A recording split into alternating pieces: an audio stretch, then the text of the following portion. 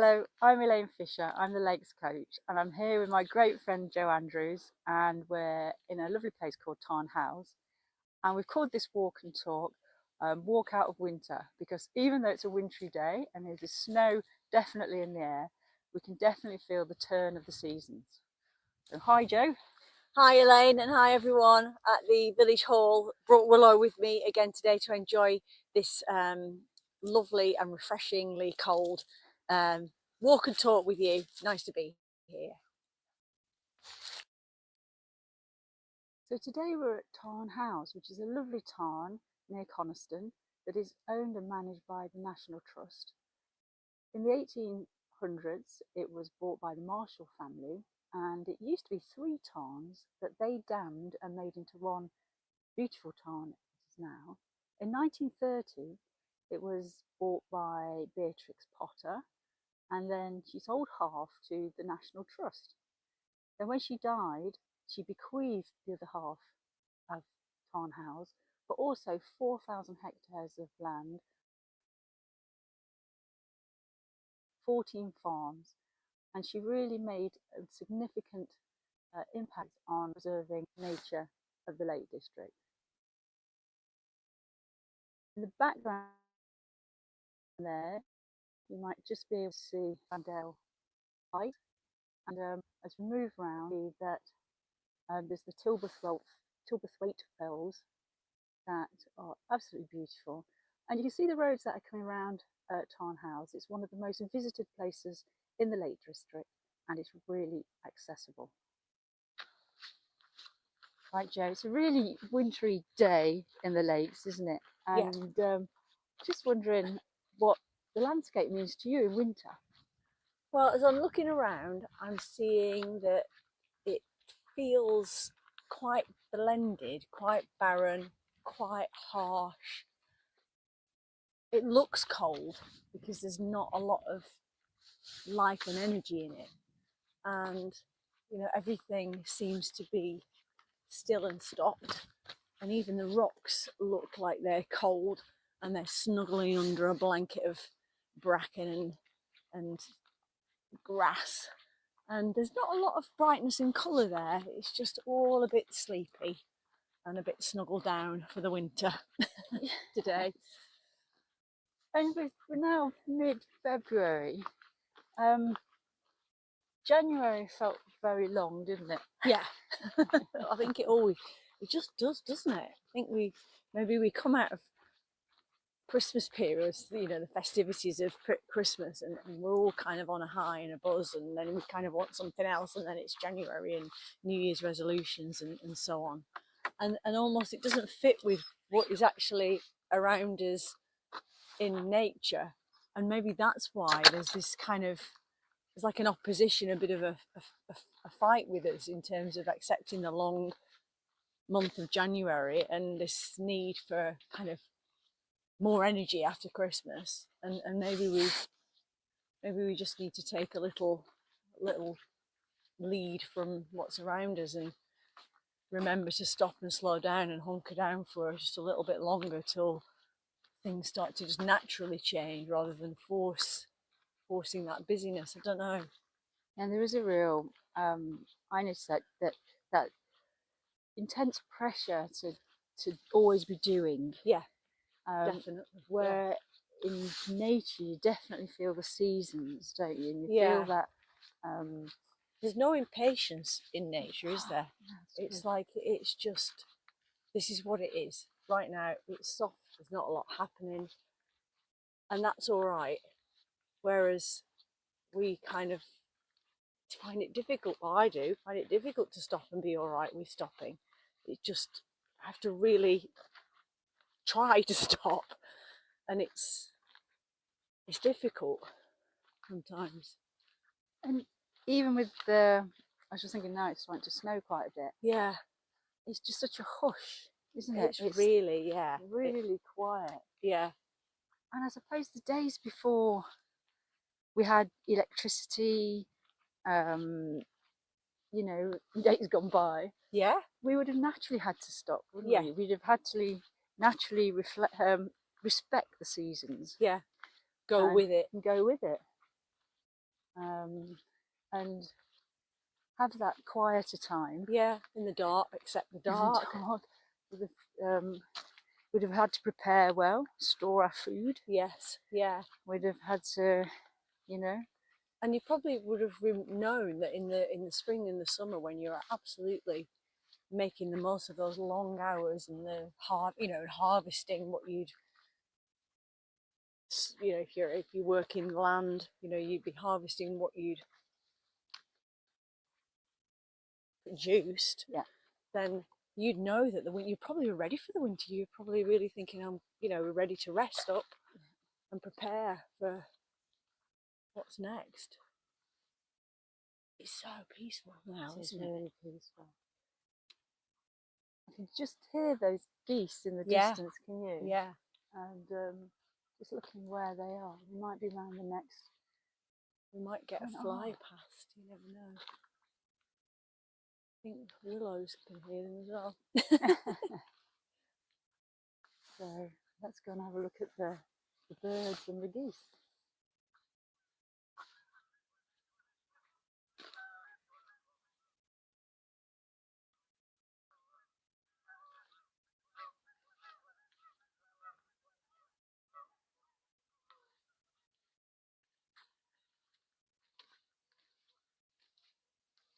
That's a beautiful sight, isn't it?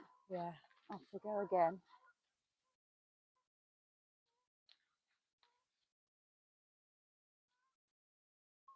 And they have quite a few different bird species here. Yeah. And it always fascinates me that we think about being cold and hunkering down for winter.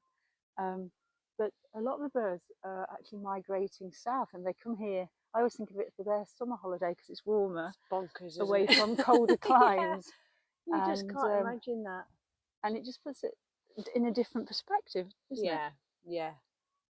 It has something to offer. Yeah.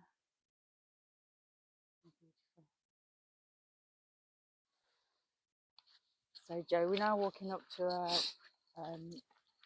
wooded area, the copse of trees, and I think for winter, the trees are the real sign of resilience. Yeah. And that they drop all their leaves as they plan and they get ready for the winter. And I think the reason for letting go of all their leaves is that when a storm comes, it blows straight through them. And I always remember my mum telling me that, and she took me to the park, and she said it was a really windy day and the trees were really bending over, and she said whenever in life, whenever the storms hit you, you should bend with the storms, you should bend with the wind, rather than try and stand up to it too much so that you break. Yes. And it's a great piece of advice I've taken with me in life. And just that the reason for trees letting go, I didn't know that about them letting go of their leaves, and then that makes you more able to withstand. And if you think about that as yourself as a human being, and you think, what do I hold on to, that then sometimes it just makes other experiences that I have really hard. So if I can let go of some of the things that I'm holding on to that I don't need right now, then maybe I'll be more flexible and more open and less likely to get hurt. yes, I didn't know that trees did that for that reason. But sometimes we hold on to things that we just don't need, do we? Anymore, I don't know. no, it's really great point. Sorry, I interrupted your trees. No, you didn't at all. That was a great, absolutely great thing to notice. Yeah. And it's one of those things we always find how nature, does teach us things, doesn't it? It does. But sometimes you have to stop and walk like this with a friend, or even with yourself, and just even just to have time to reflect, because when you're busy, there just isn't time to stop and reflect. So thank you for that today. Look at these, are amazing, aren't they? These are huge. Wow. Yeah, look at that one there. And I just wonder if we just stop for a second. Yeah. If we can hear the trees and the wind. It's a beautiful noise.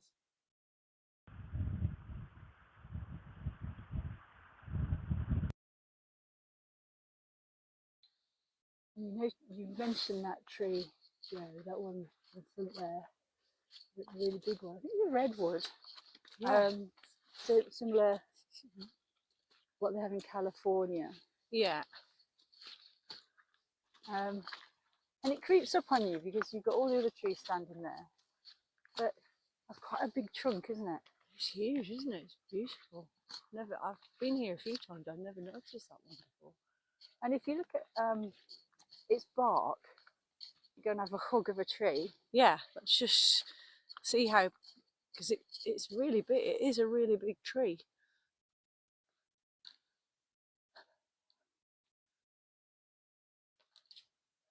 Really spongy, isn't it? Yeah, it really is. And they have really thick bark to protect them from fires. So how does that work? I think it might maybe hold water. It's just the thickness. Yeah. It just makes it a bit more resilient. Yeah. Where they have natural fires going through. Again, you're talking about how trees are resilient, how they protect themselves, how they prepare, how they're just in tune with nature. Yes, yeah. And the seasons. Willow's having the best time. Thought we'd lost her then. I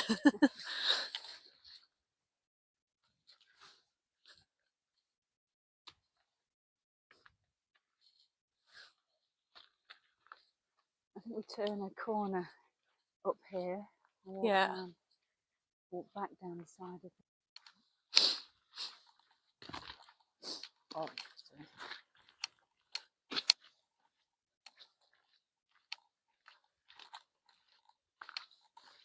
It feels a bit lighter this side. Yeah, it's a bit brighter, isn't it, over in the distance? Just, are you feeling that the seasons have changed?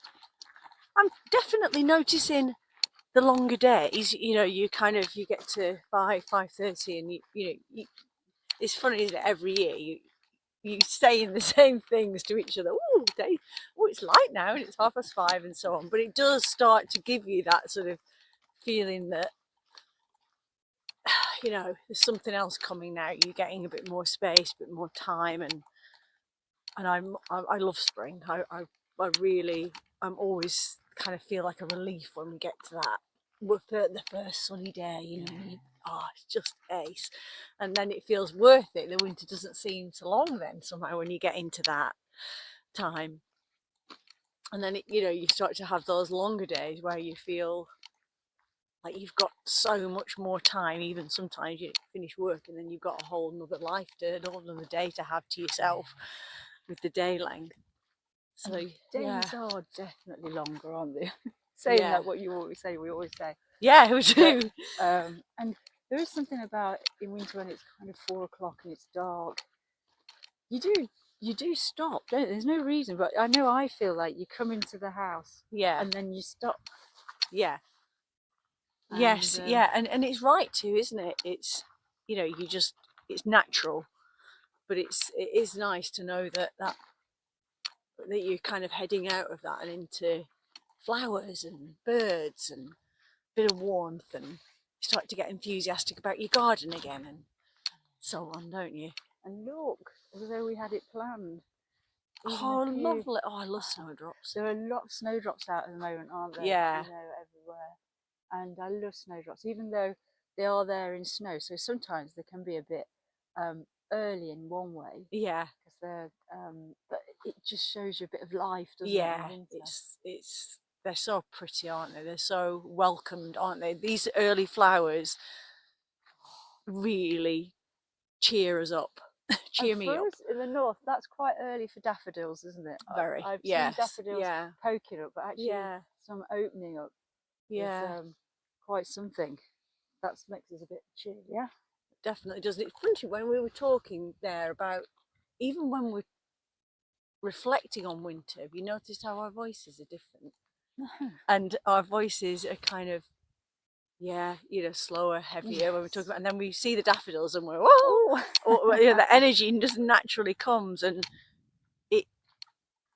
that's happening to us even when we're not conscious of it. So we're so affected by what's around us, even though we don't even know it. It's so true. Yeah.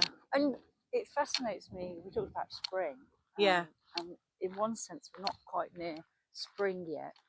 But there's all different definitions of spring. Right. And Yeah. you have astronomical definition, which is towards the end of March. You have meteorological definition, that's at the 1st of March. There's a spring definition about what flowers are out or what animals are coming out, and you think, I like that one because that really reflects where you are. Because Yes. even in our country, it's very different from Yes. south to Yes. north, Yeah. isn't it? And then we've just gone past one of the pagan festivals called Imbolc, which celebrates the light coming. Oh, and, yeah. The lambs coming, and also there's a lot of snowdrops part of that festival. And I really understand that as well, because although we know we're still in winter, something has shifted, hasn't it? And Yes. Yeah. we're definitely a bit brighter and looking forward. Yes. But we're not quite into that full-blown spring yet, as you can see. Yes. In the distance there. There's still a lot of snow up on Coniston. Yeah, there is. And definitely snow in the air. Yes. Here. Yeah. So, which is a treat in a way, isn't it, as well? Yeah. It's kind of feels like a treat today. So what's a good way of still protecting yourself, knowing there might be really cold days to come? I think we've got snow forecast. Yeah. This week, but also keeping an eye out and feeling that bit of hope. Yes. Yeah.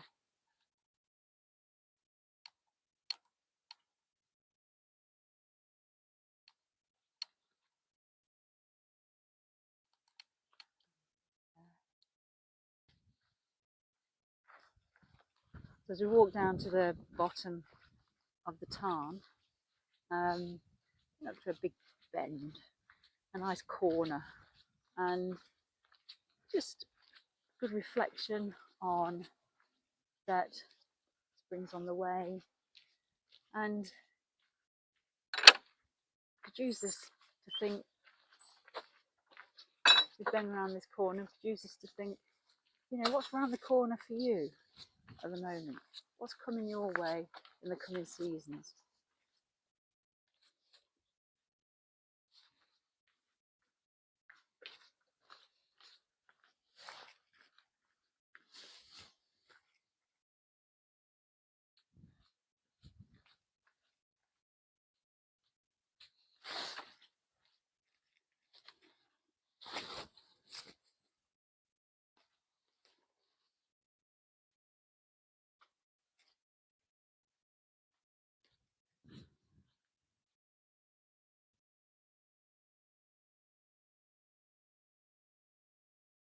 On there.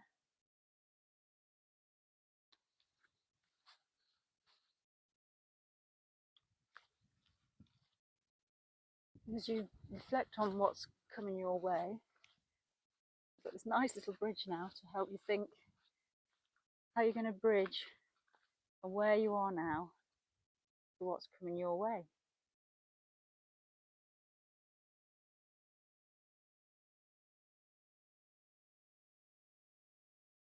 Lots of little horizons, aren't there, around here? Like little hidden next steps. Like as we were walking along there, then you kind of think, oh, what's beyond there? What's over there? What's over there? Oh, some ducks.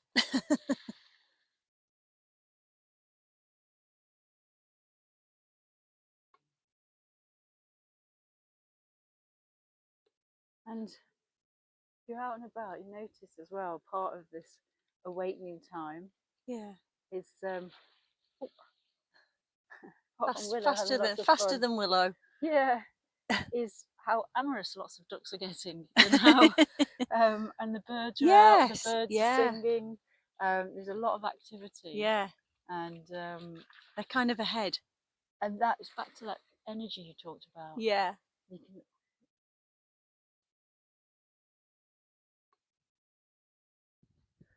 but like nature's a bit ahead, isn't like in that sense.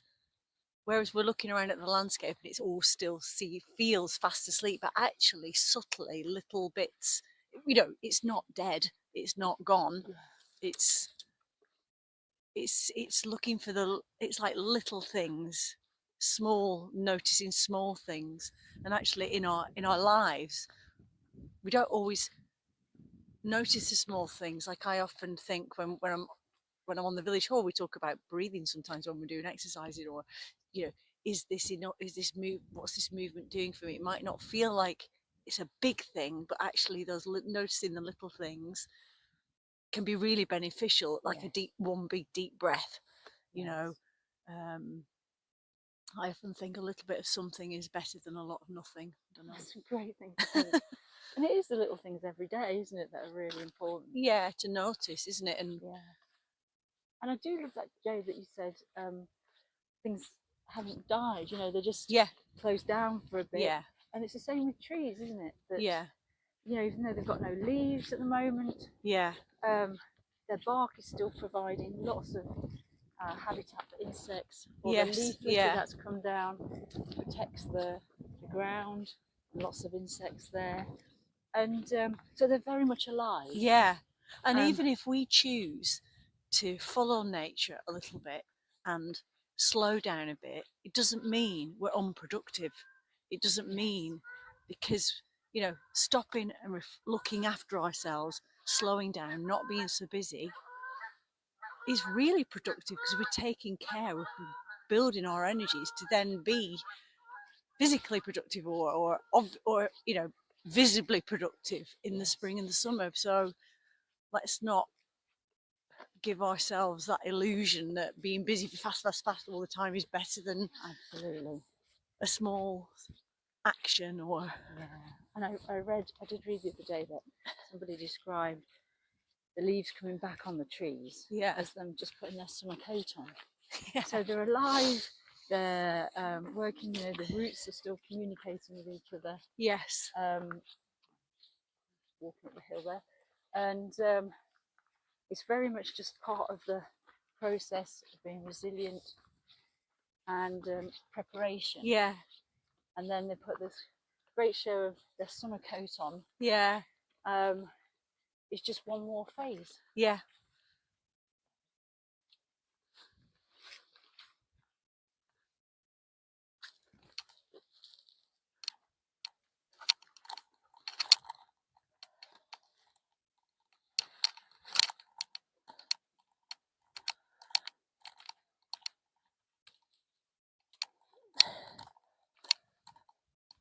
So we're coming to the end of our walk in the beautiful Tarn Hows.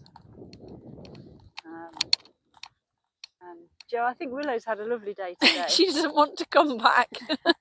Tried to put a lead in, and she's staying at Tarn Hows today. It's been really lovely to come and spend some time with you and all of you guys watching this on the village hall. Hope you've enjoyed just kind of reflecting, and maybe it's thrown some stuff up for you. But look at that, that's just like the empty plate of what's next, isn't it? It's like there's lots of space there to put things in, and that's I quite like get quite excited at that sort of thought, when you think, let's clear out some of the old stuff, bring some new ideas in. And some of them we'll have now, and some of them we don't even know what's yet to come. And that's a nice optimistic perspective to have, I think. Thank you, Jo. It's been a great walk. Well, thank you for coming on our walk. We've now got our coffee. We're now warmed up. A little bit warmer. And I hope you enjoyed Tarn Hows with us. Yeah, thank you for sharing this lovely morning with us. Take care. Bye. Bye-bye.